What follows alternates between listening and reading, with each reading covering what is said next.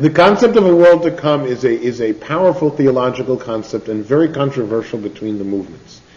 It can be seen not just as something that is authentic in terms of ancient Jewish belief, but as something that is essential to the overall of Jewish theology. In other words, fine, I'll take that my God does things that I don't understand and that there's a bigger picture, but you got to give me some hope at the end. The hope at the end in Olam Haba is not just that there's ultimate justice, but that there's ultimate understanding. So whatever my reward or punishment is, I'll understand it. Better than that, I'll be able to look at the course of my life and understand that. And I'll be able to look at history and understand that, and things will make sense. This is a different perspective, an ultimate perspective, a perspective beyond the physical realm. Questions or comments?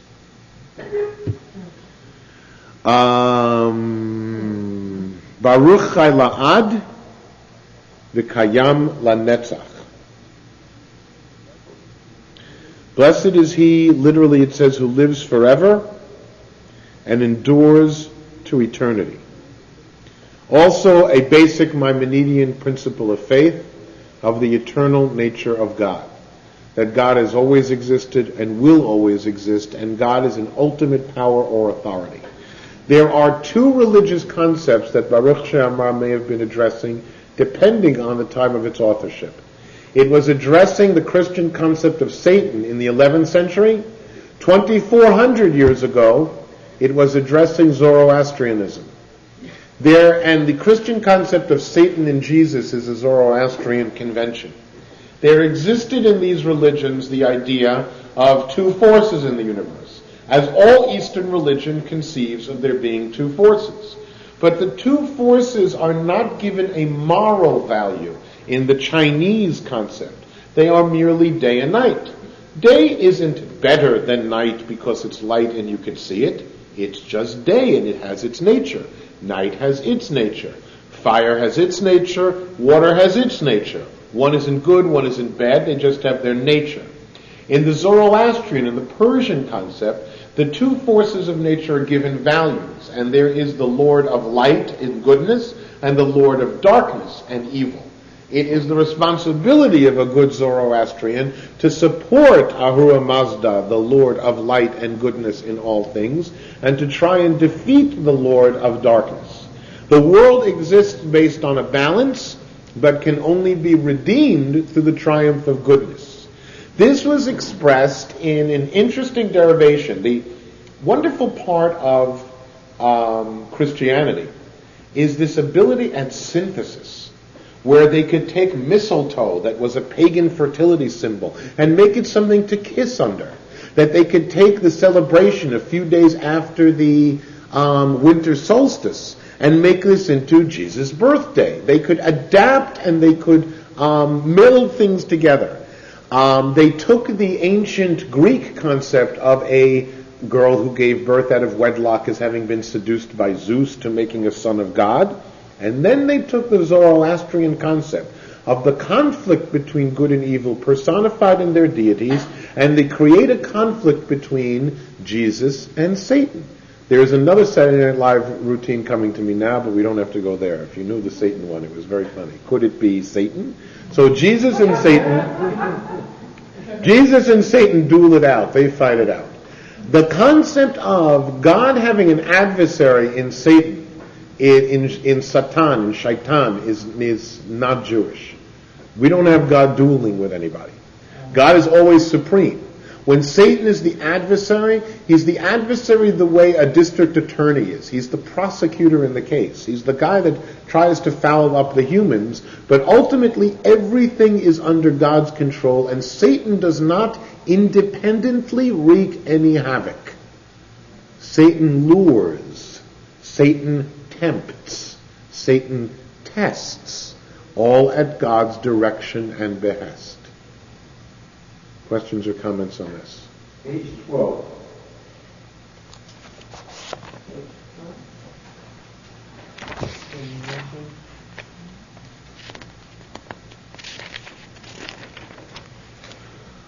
second paragraph, third line down.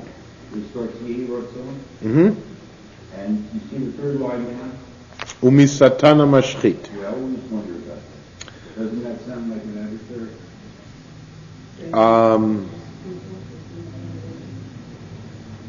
The destroyer.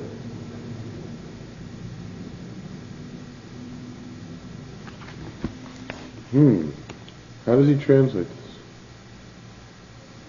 Powers of destruction. Preserve me from misfortune and from powers of destruction. Satana Mashchit literally means the murderous Satan. But it can't be a literally meaning that. Let's get a literal translation.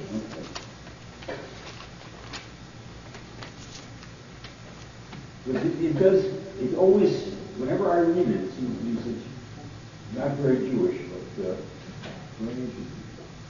Yeah.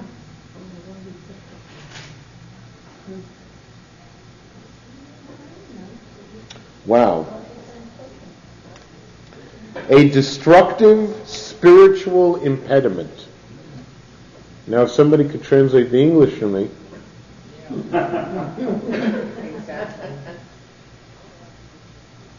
I will have to look into more interpretations of what that might mean.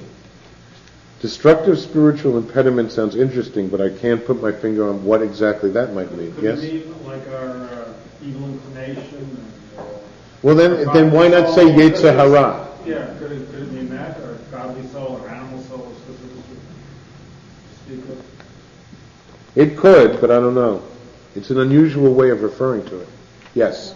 In the Yom Kippur liturgy in Hillel, there's a reference to Satan, the same word Satan, and in the translation I have, he translated as the accuser. Well, that's one of the things Satan does, supposedly. Or the concept is that our own sins become our accusers, become the Satan to us. Is Satan supposed to be personified like a particular angel or devil or just a concept? Well, we try not to personify, and yet traditional Judaism doesn't quite relegate it to just a concept. There seems to be a tangible, palpable force of evil. And this is what we believe angels are, what these creatures are, that they are forces, that they are powers. We're not supposed to necessarily commune with them, certainly not pray to them, but that they do exist and they do what they do. I'm not exactly sure what that means, but I am not quite as prepared as Moses Mendelssohn to dismiss their existence outright as simply being conceptual rather than there being actual entities.